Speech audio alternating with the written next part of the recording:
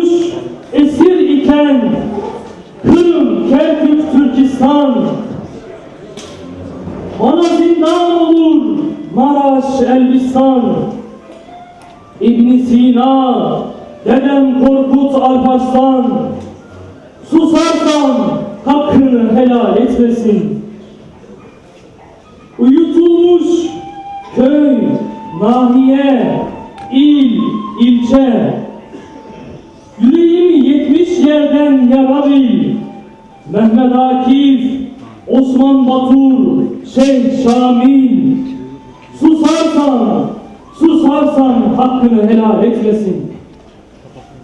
Programımıza uzaktan yakından teşrifleriyle Doğu Türkistan davasına gönül vermek adına buraya gelen kıymetli hanımefendiler, beyefendiler, hepinizi Yüce Allah'ın selamıyla selamlıyorum. Aleykümselam.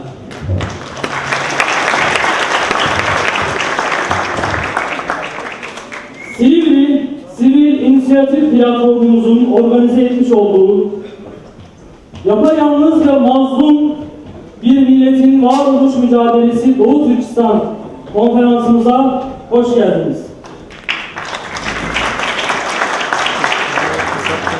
Programımıza kelamların en güzeli olan Kur'an-ı Kerim tilavetiyle başlıyoruz. Kur'an-ı Kerim tilavetini yapmak üzere TÜGVA Yönetim Kurulu üyesi Musa Aksu Beyefendi'yi davet ediyorum. Buyursunlar. Euzubillahimineşşeytanirracim.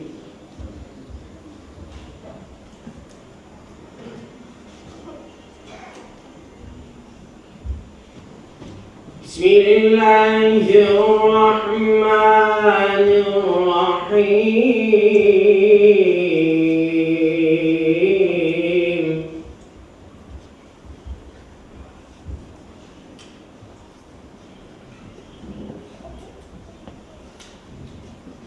La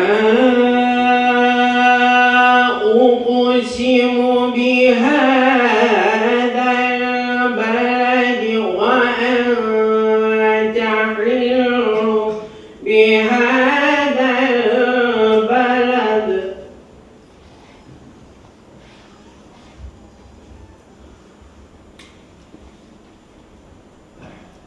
Wa walidin wa ma walad, laqad khalaqnal insana fi kabad.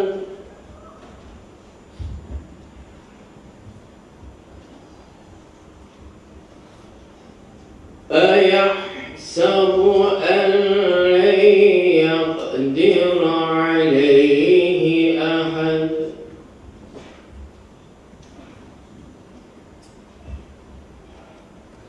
يقول أهلكت مالا لبدا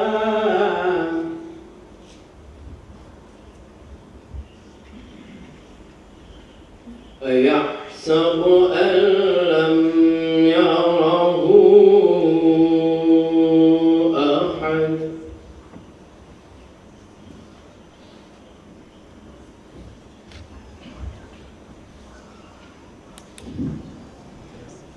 ألم نجعل له عينين ولسانا وشفتين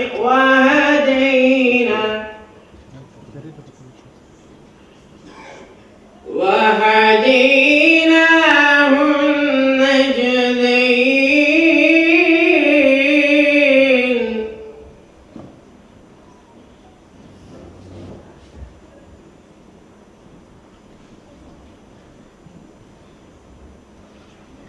فلا اقتحم العقبة وما أدراك ما العقبة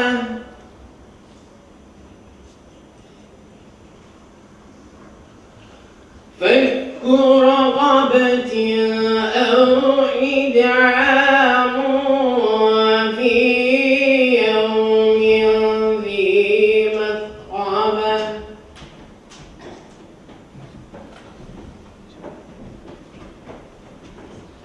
يتيما ذا مقربة أو مسكينا ذا متربة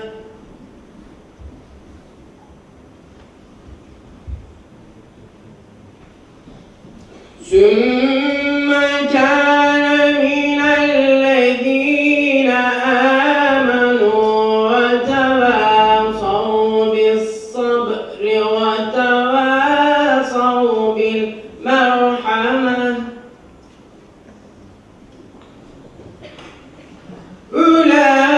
أولئك أصحاب الميمنة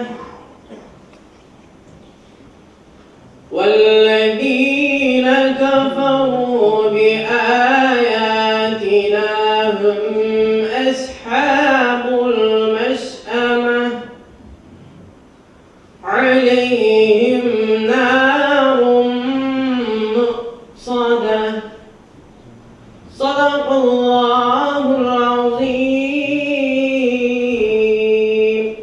سبحان ربك رب العزة عما يصفون وسلام على المرسلين والحمد لله رب العالمين الفاتحة Al bayraktan gök bayrağı selam olsun. Yer yarılsın, gök delinsin. Türkistan Çin'e mezar olsun. Açılış konuşmasını yapmak üzere Silivri Sivil İnisiyatif Platformu Başkanımız Yetkin Çağlar Beyefendi'yi kürsüye davet ediyorum. Buyursunlar. Evet, protokol saymadan değerli dostlar, değerli hanımefendiler, bu güzel gecede bizi yalnız bırakmayıp teşrif ettiğiniz için hepinize ayrı ayrı teşekkür ediyorum ve hepinizi Allah'ın selamıyla selamlıyorum. Esselamu Aleyküm ve Rahmetullahi ve Berekatuhu.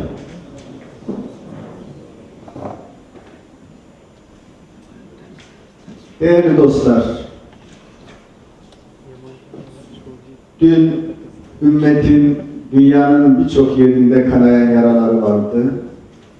Bugün de ümmetin dünyanın birçok yerinde kanayan yarası var.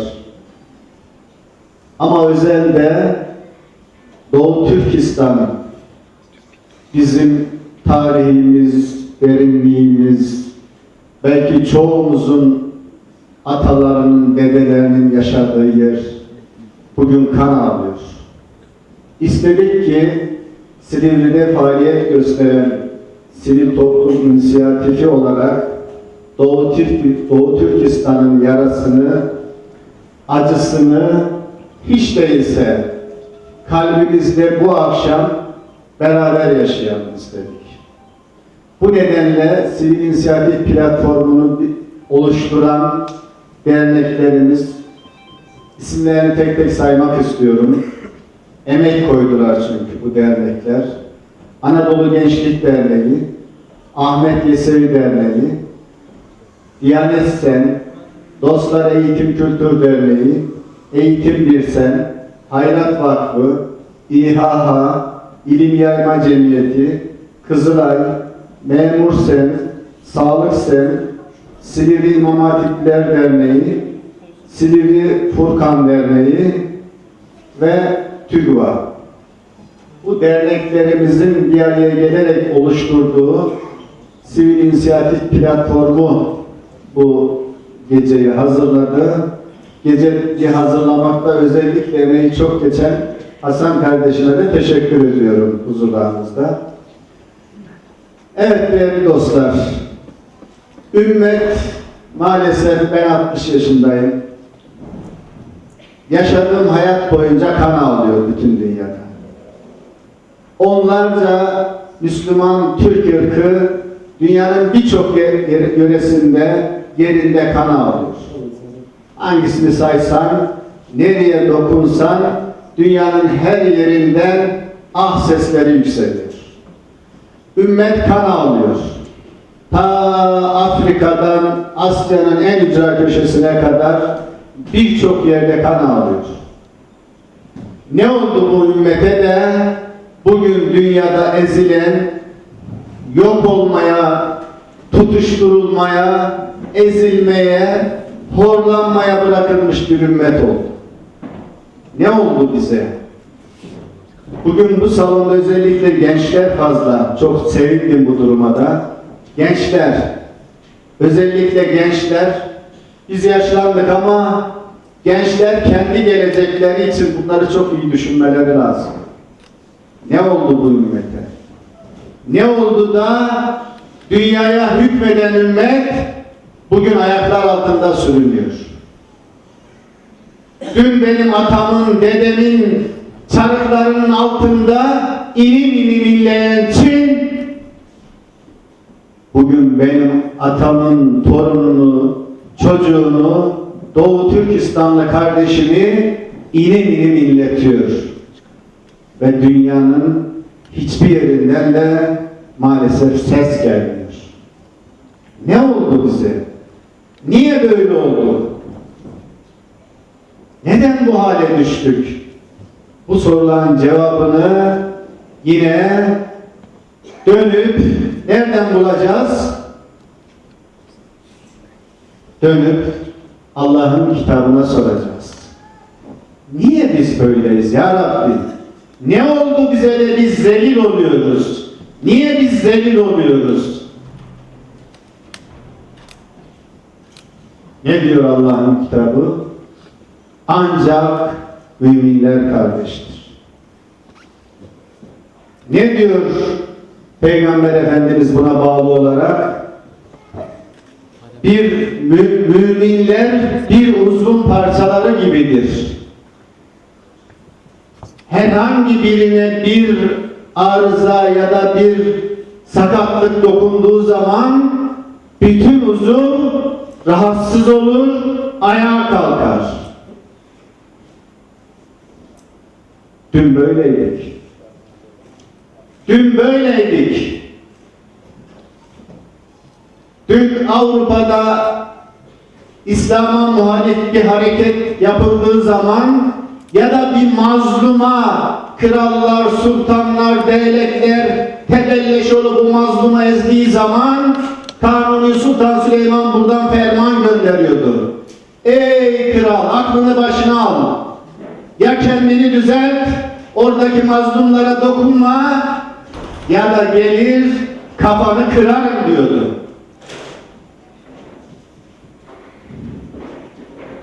Ama ümmet şuuru vardı. Millet vardı. Hem öyle bir millet vardı ki Peygamberimin dediği gibi bir uzvu azıcık rahatsız olduğu zaman bütün bir ümmet ayağa kalkıyordu. Şimdi sayımız milyarlarla ifade ediliyor değil mi? Ama nerede? Hani ümmet? Şu milyarlar bir ayağa kalksa da Çin'e doğru yürüse, Çin'in haddine mi kalmış Doğu Türkistanlı'ya zulmedecek? Oradaki kardeşine zulmedecek. Oradaki bacıma dokunacak, öyle mi? Mümkün mü bu? Mümkün değil. Ama suç bizde kardeşim. Suç biz Müslümanlarda. Ben Müslümanım diyen bizlerde. Kur'an'dan koptuk, peygamberden koptuk, hayattan koptuk, birlik beraberlikten koptuk, tefrikaya düştük, ayrılığa düştük, ayrıldıkça ayrıldık. Dünyada binlerce mezhep, meşrep, cemaat, bilmem ne binlerce var. Her bir ayrı elden çalıyor. Bir yok, bir. Kur'an. O yok sadece. O duvarlarımızda asılan bir kitap olarak kaldı hayatımızda. Onun içinde Allah bizi yüzüstü süründürüyor. yüzüstü sürünmemek için, ayağa kalkmak için yeniden bir, yeniden beraber, yeniden birlik olacağız ve yeniden ancak iman edenler kardeştir emrini her şeyimizde ama her şeyimizde yaşayacağız.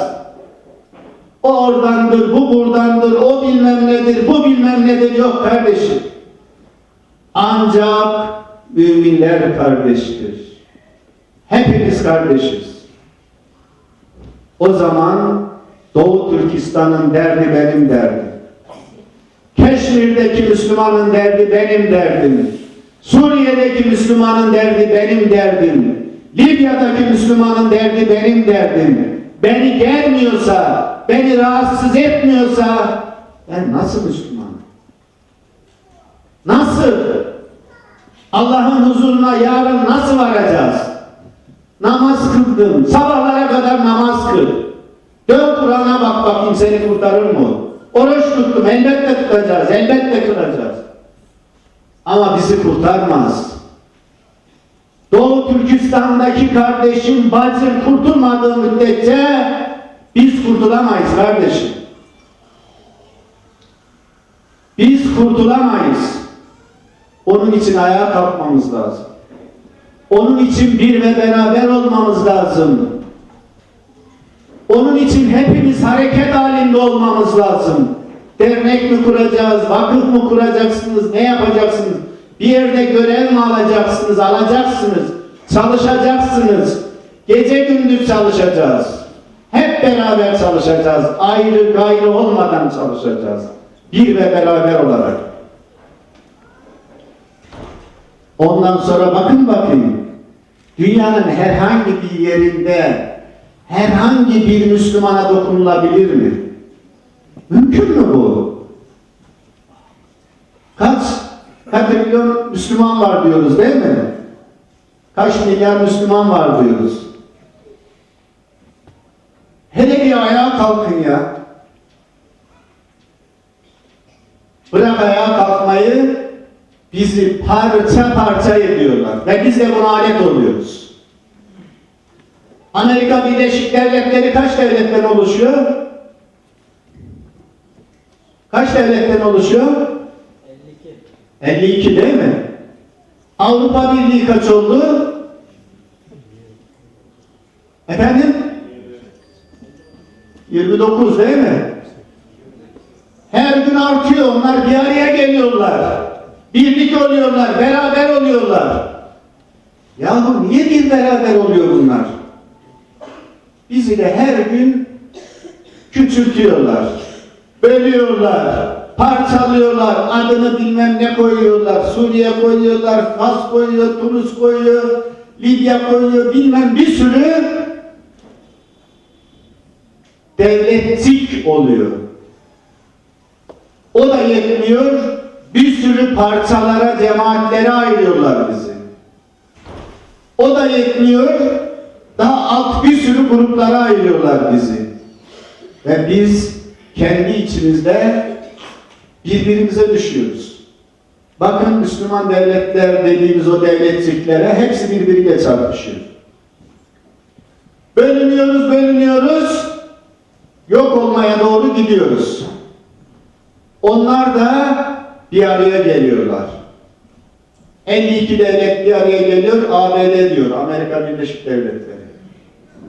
3-4 devlet başladı Avrupa Birliği'ni oluşturmaya. Bugün 29 devlet bir araya geldi. Habire toplanıyorlar. Onlar toplanırken bizi bölüyorlar. Biz de Müslüman olarak maalesef bunlara alet oluyoruz. Ondan sonra da dünyanın her yerinde Müslümanlar inim inliyor.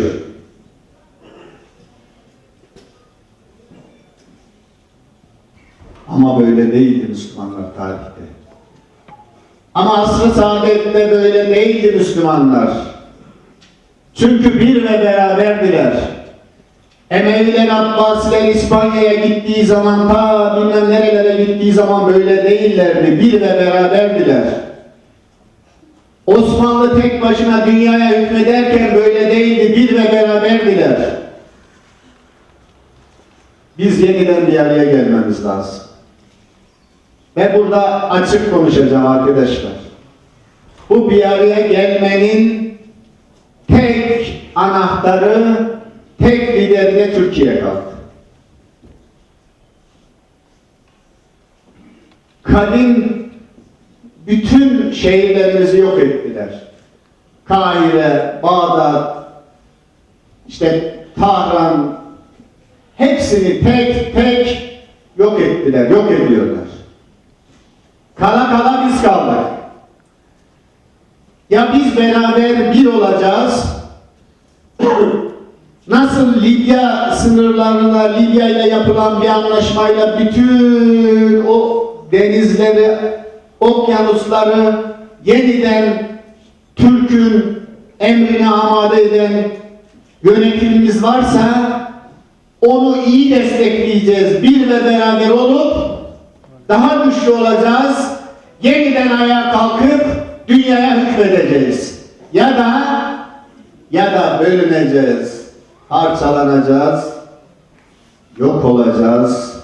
Ayaklar altına tıpkı Suriye gibi, Doğu Türkistan gibi, Irak gibi, Mısır gibi, hangisini sayın, hepsi gibi biz de ayaklar altına düşeceğiz. Ve ben size açık söyleyeyim, bu nasıl olacak hiç farkına bile varmayacaksınız belki. Eğer bir ve beraber olmazsanız, bir sabah kalktığınızda ayaklar altına düşmüş olacaksınız. Benim yanımda Suriyeli bir profesör çalışıyordu bir zaman. İlk işe aldığım zaman, ya sen profesörsün, bizim yanımızda olmaz diye adama, sana başka iş bulalım, bizim iş daha basit bir iş, sen hocasın, profesörsün, bizim yanımızda çalışmak sana yakışmaz dediğimde adam ağladı. Dedi ki beyefendi ne olur beni çalıştırın. Ben profesör falan değilim. Ben garip bir Suriyeli göçmenim dedi. Ne olur beni işten çıkarmayın. Aldığı ücret asgari ücret arkadaşlar. Şam'dan gelmiş profesör, dekanlık yapmış adam. Yalvarıyor bana. Sordum, dedim ki nasıl bu hale düştünüz hocam dedim ya. Niye engel olmadınız? Vallahi dedi, hiç düşünmediğimiz şeyi şimdi yaşıyoruz dedi. Bölündük, parçalandık. Ocu, bucu, şucu, bilmem neci, şucu bizi diyor şimdi bakın bir sabah kalktık ki yok dedi, Suriye yok. Her şey bitmiş. Hiç farkına varmadık. Tek sebep parçalanmamız dedi. Ama o Suriyeliler dedi şimdi Türkiye'nin çöplüğünde bütünleştiler. Beni de çöplüğe bırakmayın ne olur dedi, ağladı adam. Vallahi aynı duruma düşebiliriz. Onun için diyorum bir ve beraber olmamız lazım. Bir ve beraber olursak dünya üstümüze gelse bize hiç kimse hiçbir şey yapamaz. Şimdi S-400'ler aldık biliyorsunuz. Havadan Türkiye sağlam. Kimse havadan bizi vuramaz. Karadan dünyada bizim karşımıza çıkabilecek tek millet var mı? Var mı? Yok değil mi? Hani diyor ya, bütün efkarını dünyayı toplasın gelsinler. Korkmuyoruz artık. Ama tek şartımız var. O çöplüklerde bizim gideceğimiz yer de yok. Başka bir ülkenin çöplüğünde bütünleşmeden, birleşmeden önce Türkiye'de hem hanımlar, hem kızlarımız, hem beyler, hem gençlerimiz devamlı uyanık olacağız, ayakta olacağız, bir ve beraber olacağız. Gece duamızı yapacağız. Allah'a kulluğumuzu sonuna kadar yapacağız, gözyaşı dökeceğiz. Gündüzde çelik gibi ayakta olacağız. Devletimiz dümdüz yürüsün, düz gitsin, bütün dünyaya hükmetsin diye arkasında sapasağlam duracağız. O zaman inşallah hiç kimse bize dokunamaz ve biz inşallah bu millet Doğu Türkistan'ı da inşallah kurtarır. İnşallah kurtarır.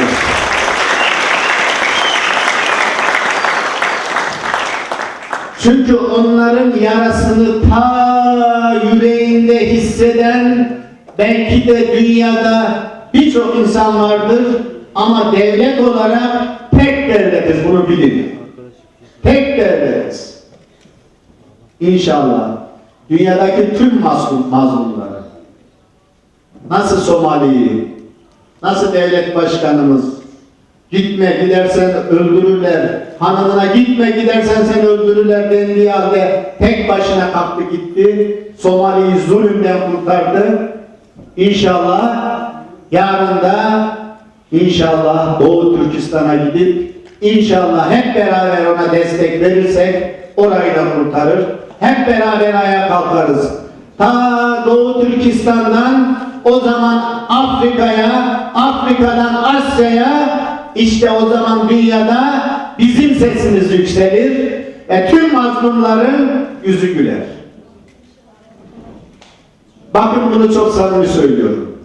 Dünyadaki mazlumların yüzünün gülmesi bizim ayağa kalkmamızdır.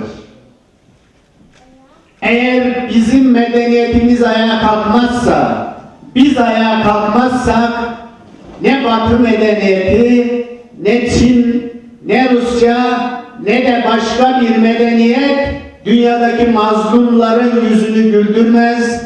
Onların yaptığı ancak mazlumları sömürerek kendi ırkını, kendi insanını semirtmektir.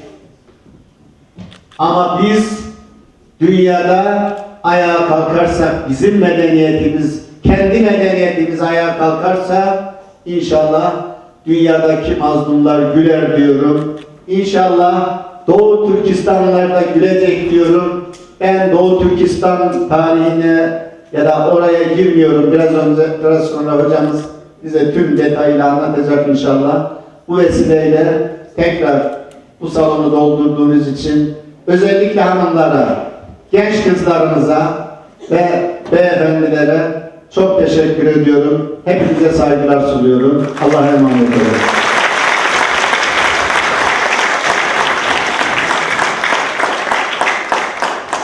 Uygur İlim Marifet Vakfı Başkanı Abdülgani Kutulu Beyefendi'yi Doğu Türkistanlı yetimlerimizin kaldığı Selimpaşa'da bulunan eğitim kurumlarını ve faaliyetlerini anlatmak üzere kürsüye davet ediyorum. Buyursunlar.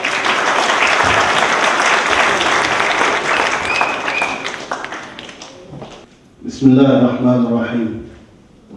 Sayın Başkanlarım, değerli kardeşlerim, hepinizle Allah'ın selamına selamlıyorum. Esselamu Aleyküm ve Rahmetullahi ve Berekatuhu.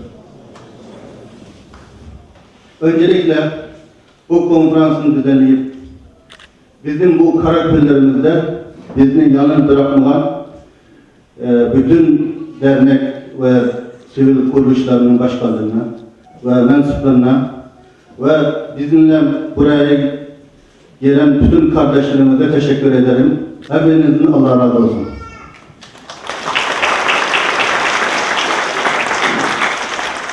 Hepinizin bildiği üzere Doğu Türkistan en zor dönemlerini yaşıyor. Bu zor zamanlarda bizi yalnız bırakmadınız.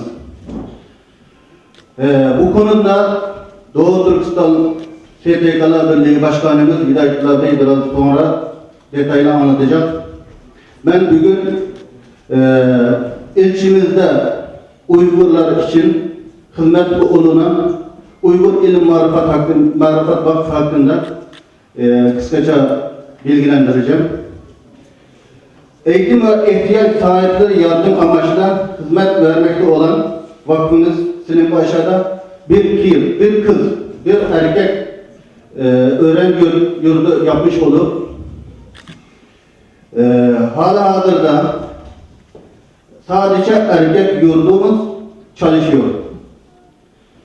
Yurdumuzda anne babaları Çin Nazi kamplarında ve hapishanelerinde tutuklu olan yaklaşık 47 öksüz çocuklar barınmaktadır.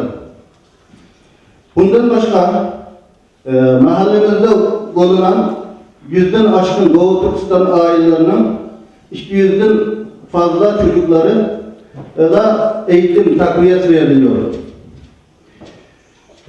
Yurdumuzun tamamlanması çok az kaldı inşallah. Tamamlayınca yurdumuz daha 400 çocuk için hizmet verebilir.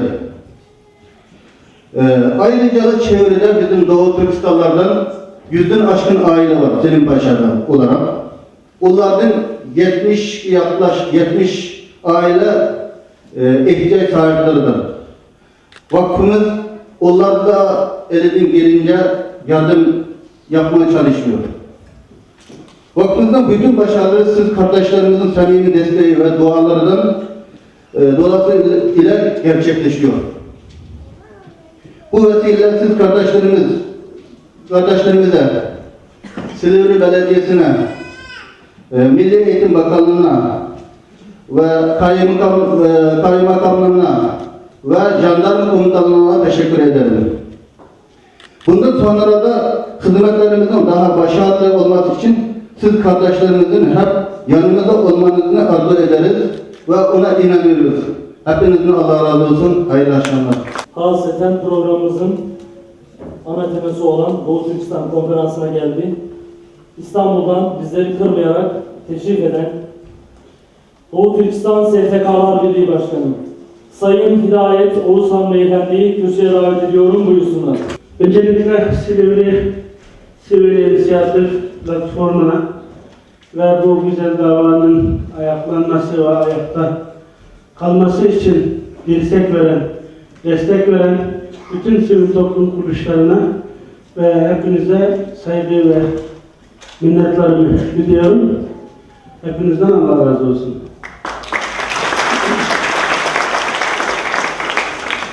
Değerli hazırın, zaten Doğu Türkistan dediğinde sizlerin aklınıza gelen Atayurdumuz. Atayurdumuzda ne oluyor acaba? Biz ne yapabiliriz onlar için? Ne tür bir destek verebiliriz dediğiniz için sizler bizimle beraber burada oturuyorsunuz. Hem meşref oluyoruz. Ben Doğu Türkistan meselesini anlatmadan önce değinmek istediğim bir husus var.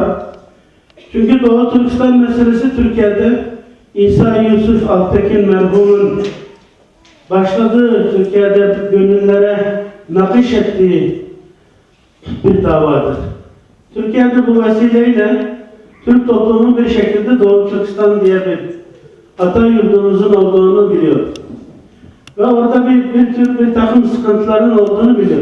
Yani bu şekilde, yani az olsa da herkes Türkistan denince Orta Asya ve Atayurt olarak biliyor. Ancak bu mesele 70 senelik bir yaradır. Hem Türk dünyasının hem İslam aleminin. Hem aynı zamanda bir insanlık içinde bir utanç verici bir tablonun asıldığı ve görüntüsünün aşikar olduğu bir coğrafyadan bahsediyoruz. Yani bu nedenle Doğu Türkistan meselesi gündeme gelince kafalarda ister Çinliler tarafından veya art niyetli insanlar ve grupların yaydığı bir takım fikirler ortaya bulandırıyor. Oysa Doğu Türkistan'da niye zulüm oluyor? Ara sıra zaman zaman birkaç senede bir belgele çıkıyor. Ya Doğu Türkistan diyor, zulüm var diyor, katliam var diyor, ondan sonra yine kayboluyor. İslam aleminde ve Türk İslam dünyasının genelinde siyasi merkezlerde de bu meseleyle ilgili yeterince alakadar olunamadığı için Çin'e karşı gerçek ve sert bir tepki olmadığından dolayı zaman zaman Doğu Türkistan meselesi yine kayboluyor ortadan. Ve bir anda 2-3 sene sonra yine çıkıyor bir Ramazan olayı diyor. Ramazan'da sıkıntılar var diyoruz. Ve bazen Çin Nazi kampları şu anki en sıkıntılı meseleler ve sıkıntılarımızdan biri. Bunun gibi birçok Çin operasyonlarıyla karşı kalan bu topraktaki iniltiler, çığlıklar dış dünyaya bir şekilde yansıyor. Yansıdığı zaman buna karşın ümmet de, İslam dünyasında, Türk dünyasında insanların kafalarında bir takım tereddüt, şüphe uyandıran şeylerle beraberinde hareket ettiğini görüyorsunuz. Ya işte Çin diye bir yer var, Çin'in içerisinde yaşayan bir azınlık bir topluluk. Tamam, onlar Uygurmuş, bizim kardeşimiz, ama onlar bari Çin'de rahat yaşasaydı, yani Çinlere boyun eğseydi de, bölücülük yapmasaydı da, yani bugünü belki görmezdi gibi kalem alan insanlar, çok böyle bilinen insanlar bile bu hataya, bu cinayete diyorum, müşterek oluyorlar. Bunun için biz Doğu Türkistan davasını yürüten teşkilatlar sokağa çıktığımız zaman ve belirli önemli yerlere bu davayı taşıdığımız zaman bu tür sorularla, zorlandırmalarla karşı karşıya kalarak yani davamızı istenen bir mekana, bir makama götürmekte çok zorluklar çekiyoruz. Bunun için Doğu Türkistan davasının bugünkü ne yaşanmakta olduğunu ve bizim ne istediğimizi anlamak için biraz Doğu Türkistan'ın çok az olsa da geçmişine dönerek geçmişten giriş yapmak istiyorum. Devam edelim.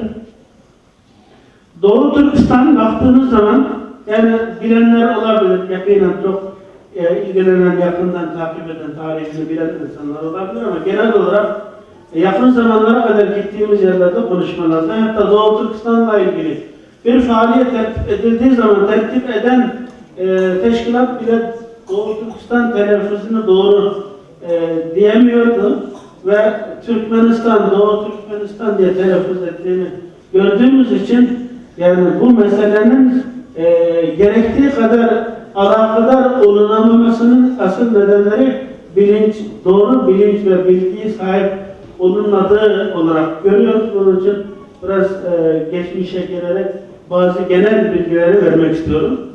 Bakın haritaya baktığımız zaman bunun hepsi Türkistan. Yani bütün Orta Asya'dan başlayıp da Türkiye'ye baktığınız zaman orada bir kopuk yok yani. Yani bu Türkistan toprakları birbirini kovalayarak şekilleniyor ve hilali andırıyor. Yani hilalin bir ucunda Türkiye var, diğer bir ucunda Doğu Türkistan var. Yani Doğu Türkiye Cumhuriyeti demin başkanımızın da buyurduğu gibi o eski gücüne sahip olabilmesi için işte bu haritanın tamamlanması icap ediyor. Bu harita gerçekleşmesi gerekiyor. O birliği gerçek anlamda birliği tesis etmesi gerekiyor. Ve onun içinde Doğu Türkistan çok önemli bir unsurdur. Doğu Türkistan hem coğrafya, toprak önemi, oradaki o coğrafyanın önemine baktığınız zaman da orada yaşayan Türkiye toplulukların ruhi haletine baktığınız zaman bu bugünkü Türkiye'nin kızıl almasını ulaşması için en önemli bir güçtür Doğu Türkistan.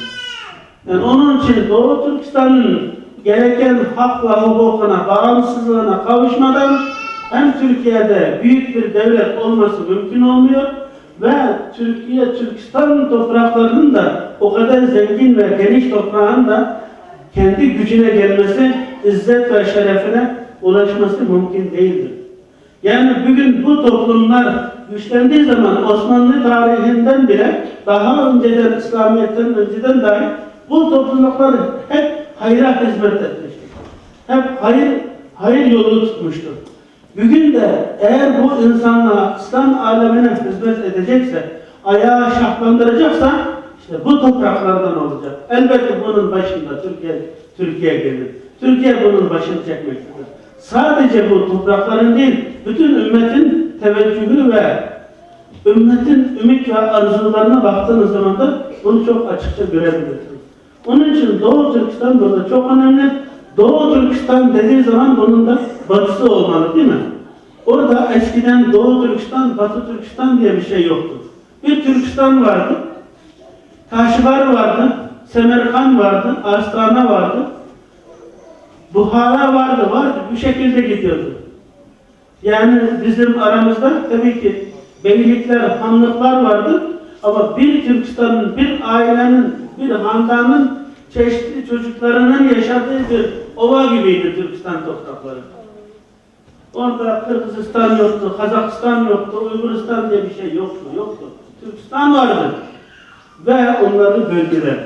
Sovyetler şu anki Türkiye Cumhuriyetlerini aldılar ve Çinliler Doğu Türkistan'ı Yalta Anlaşması'ndan sonra bu şekilde bir taksimata gidildi ve Doğu Türkistan savaşılarak cihat sonrası elde edilen bağımsızlığa kavuşturulan bir toprak savaş yapılmadan Çin'e ilhak edildi. Hıyanetler, anlaşmalarla, suikastlarla. Onun için Doğu Türkistan dediğimiz zaman şimdi Türkiye Cumhuriyetlerinin dışında kalan tek Türk Cumhuriyeti Doğu Türkistan Cumhuriyeti'ni kastediyoruz. Ve bizim Doğu Türkistan'ın adı zaman zaman haberlerde Sincan Uygur Özel Bölgesi olarak adlandırılıyor ve bu Sincan kelimesi Çince Şincan kelimesinin telaffuzudur yabancı dil Türkçe'de.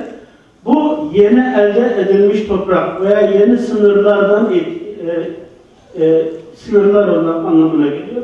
Bunun için biz Doğu Türkistan'da Doğu Türkistan meselesini konuştuğumuz zaman hep dikkat ederiz. Sincan kelimesini Doğu Türkistan toplumu hiçbir şekilde kabul etmiyor, sevmez. Bunun adı Doğu Türkistan'dır. Uygurcası Şerqi Türkistan'dır. Arapçası Türkistan-ı Şerqiye, İngilizce East Türkistan. Bu tarihi kitaplarda bu şekilde yazılmaktadır. Geçelim. Genel bilgilere gelirsek bakın Doğu Türkistan niye Çin o kadar Çin'e cazip, Çin'e kendine cezbetmiş ve bu kadar zahmetle, bu kadar bütün gücünü, bütün vesile ve imkanlarını seferber ederek Doğu Türkistan'a yapışmış. Ve şu an dünyada bütün gittiği ülkelerde ister batılı ister doğuda ister İslam dünyasında Çin ikili görüşmelerde Doğu Türkistan meselesi bir şekilde gündeme geliyor. Çin'in bütün diplomasisinin maharetleri Doğu Türkistan meselesinin göz ardı edilmesi, çarpıtılması, gizlenmesi üzerinde teşkil etmektedir. Baktığınız zaman Doğu Türkistan Çin dahil 8 ülkeyle belki 9 ülke Tibet'i de katıyoruz. Sınırları bulunan jeopolitik ve stratejik anlamda çok ehemmiyetli bir devlet bir toprak olduğunu görebilirsiniz.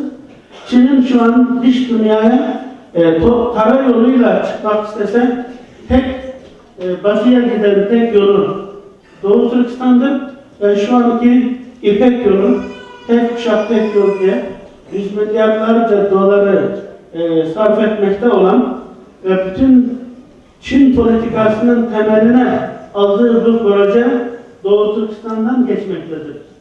Bu nedenle ve bütün bu ülkelerle Hindistan, Pakistan, Afganistan, Kazakistan, Kırgızistan, Tacikistan, Moğolistan, Tibet ve Çin bunlarla o kadar ülkeyle sınırı olan ülke bir toprak ve doğal dağları Doğu Türkistan'ı çevreleyen dağlar Çin'e doğal bir sınır, doğal bir koruma teşkil etmektedir. Bu anlamda da Çin için çok önemli ve Doğu Türkistan'ın yeraltı, yerüstü zenginlikleri daha o konuda çok konuşulabilir.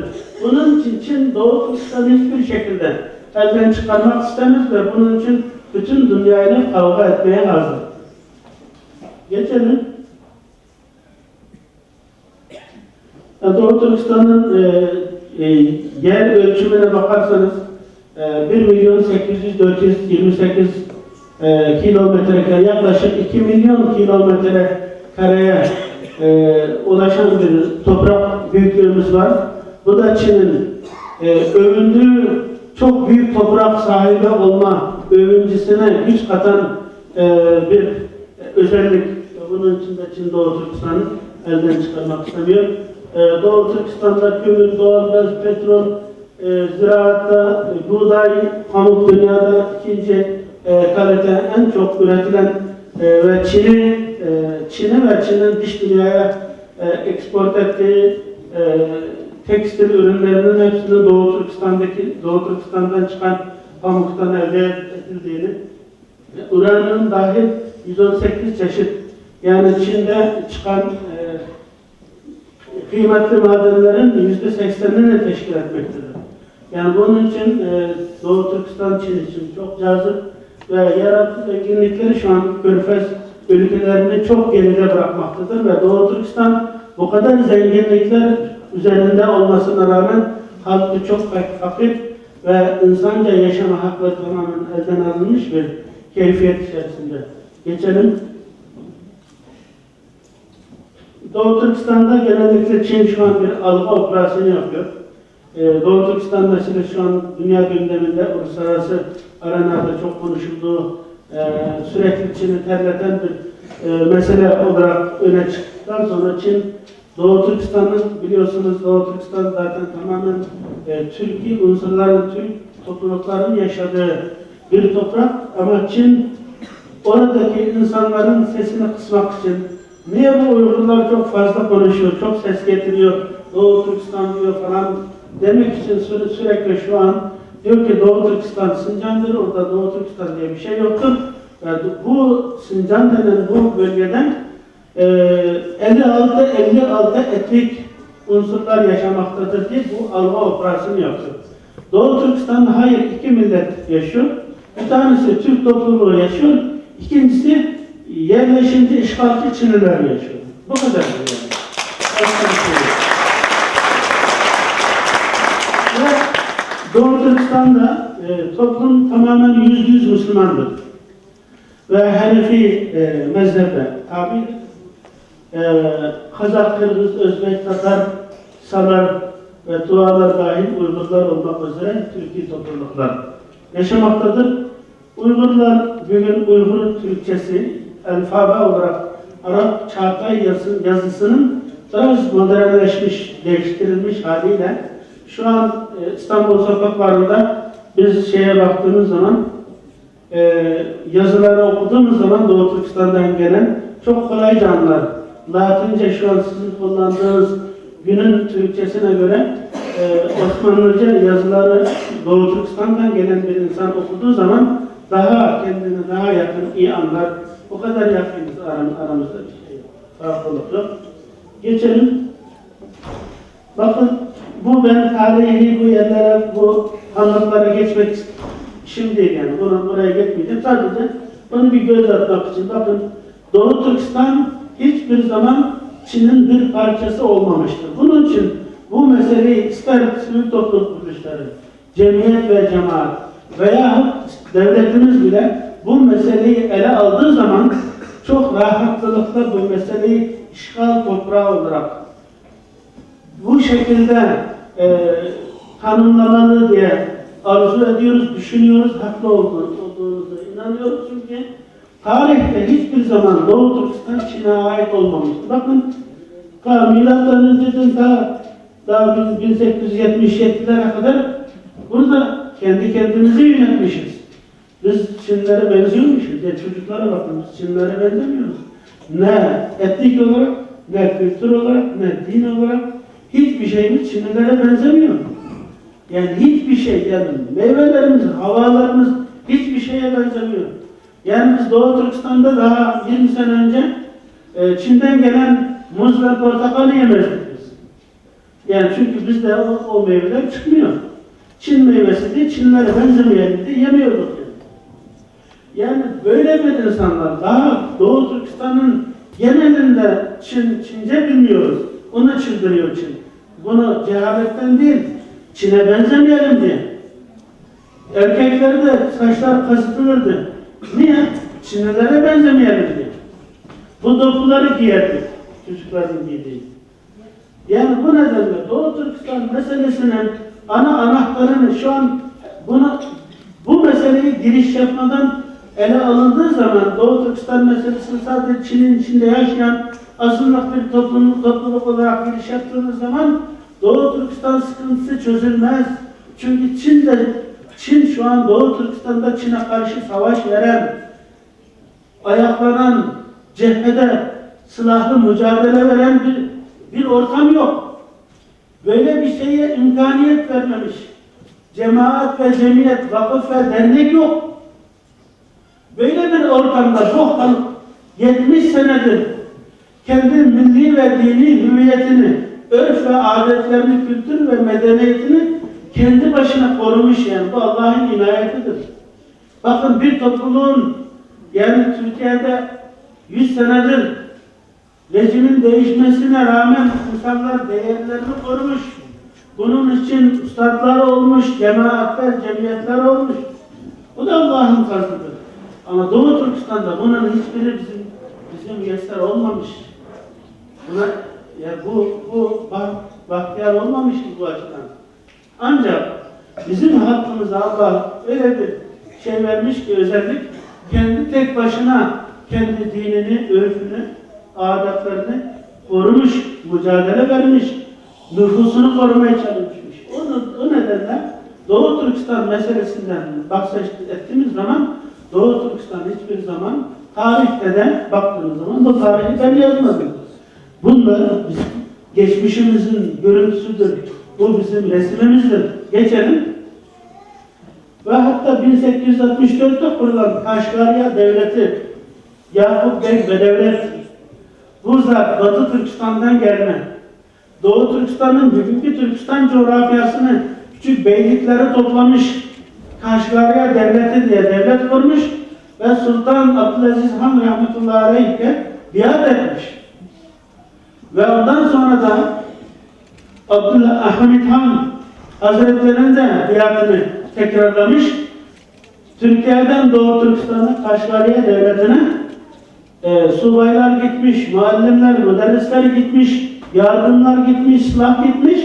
Orada Doğu Türkistan'da Yakup Han Bedevlet Halife adına hutbeler okutmuş, sikkeler bastırmış.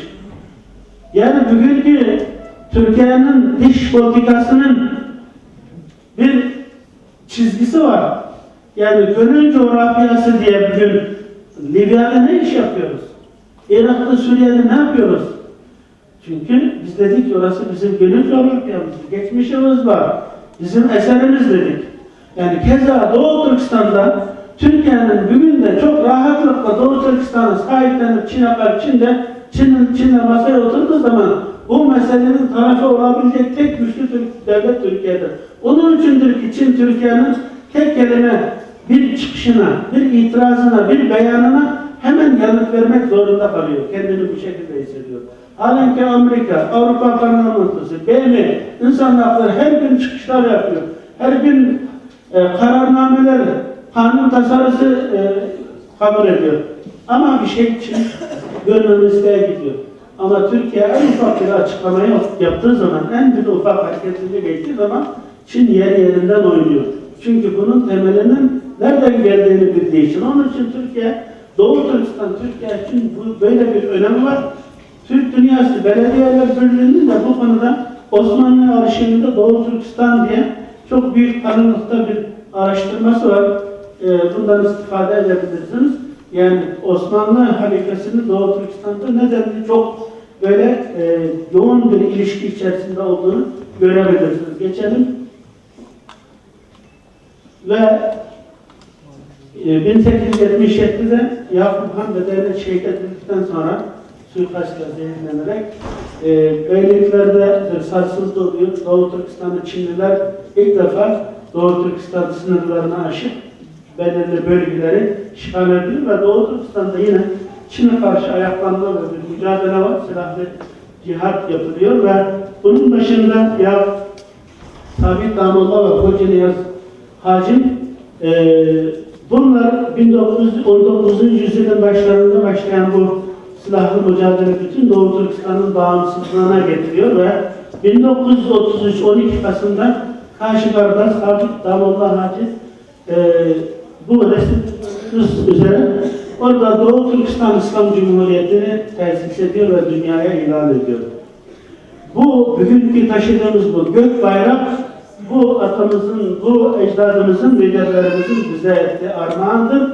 Ve bugün Doğu Türkistan mücadelesinin, bu bağımsızlık hareketinin bir tek bize kaldırılan zenginliğimiz, değerimiz bu gök bayrak kalmıştır. Eğer bu vesiletle, bu hızla, o anki vaziyeti iyi okuyup bu cumhuriyeti ilan etmeselerdi bugün Doğu Türkistan davası Çin'i terletecek bir vaziyette olmazdı. Bu bayrak da olmazdı, biz olmazdı.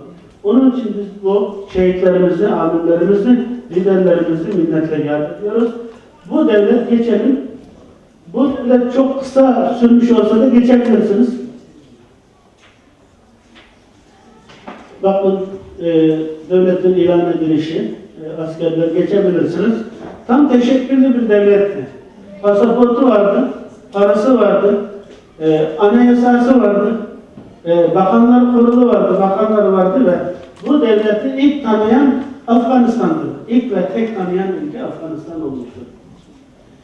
Ve İslam Cumhuriyeti olarak yeryüzünde Müslümanların sükutu hilafetten sonra modern devletçilik anlamında hem İslami ve hem milli çizgiyi hem o günün demokrasi anlamındaki devlet yönetilişini bir mekanda, bir yerde mücessemleştiren, birleştiren bir sistem ortaya koyan tek ülke Doğu Türkistan olmuştur. Yani İran, Afganistan, Pakistan bile İslam Cumhuriyeti Doğu Türkistan'dan sonra kurulmuştur. Ve bu şekilde bizim atalarımızın ne kadar basiretli ve öngörülü olduğunu buradan görebiliriz. Tekrar bu Cumhuriyet kısa zaman sonra Çin-Rus işbirliğiyle yıkılıyor ve mücadele hiçbir zaman durmamıştır. Hiçbir zaman bizim halkımız Çin'i kabul etmedi. Doğu Türkistan'ı bizim kalbimize kadar yerleşmesine müsaade etmedi. Hiçbir zaman bayılmadan ayağa kalkmaya niyetliydi ve böyle mücadele verdik. Ve tekrar 1944'te yeni tevafukan 12 Kasım'da bu sefer Bulca'da yine Doğu Türkistan İslam Cumhuriyeti kuruluyor. Sonra ismi değişip Doğu Türkistan Cumhuriyeti oluyor. Bu Alihan Bey yine Batı Türkistan'dan gelen bir dini zat ve Ahmet Can Kasım'ı Doğu Türkistan Uygur kökenli o dönemde o devletin kuruluşunda yer alan kişiler, askerlerimiz geçelim. Bakın çok acı şey var tarihimizde, bu kadar askerlerimiz var. Osman Batur, Gani Batur ve bunlar askerleri. Geçelim. Pasaportunuz, bakın Doğu Türkistan Cumhuriyeti'nin pasaportu, madalya, askerleri, parası. Yani tam teşekküllü bir devlet olmuş haldeyken Rusya'da eğitim görmüş Rus yanlısı ve takım insanların bizim davamızın içerisinde yer almasından dolayı Rus ve Çin işbirliği neticesinde yine bu kurulan Cumhuriyet yıkılmaya yüz tutuyor ve Reisi Cumhur'u bizim içimizdeki hainlerin şeyiyle Sovyetlere Özbekistan'a kaçırıyorlar ve sonra 70. yıllarda vefat ediyor. Bizim bu şekilde Doğu Türkistan elde savaşarak mücadele ederek elde ettiğimiz bu bağımsız bir devletimiz bu şekilde hıyanetle, işbirlik ve suikastlikle Çin'e mecbure ilhak ediliyor ve 1949'da Çin Doğu Türkistan'a savaşmadan giriyor ve bir anlaşma oluyor. Anlaşmada 12 maddelik anlaşmada Doğu Türkistan'da birkaç sene kalacaklar ve o yerel Çin'le, Ruslarla işbirliği yapan yönetimle birleşerek kalkındırma çalışması yaparak ondan sonra Çin'e geri dönecekler. Ancak bu da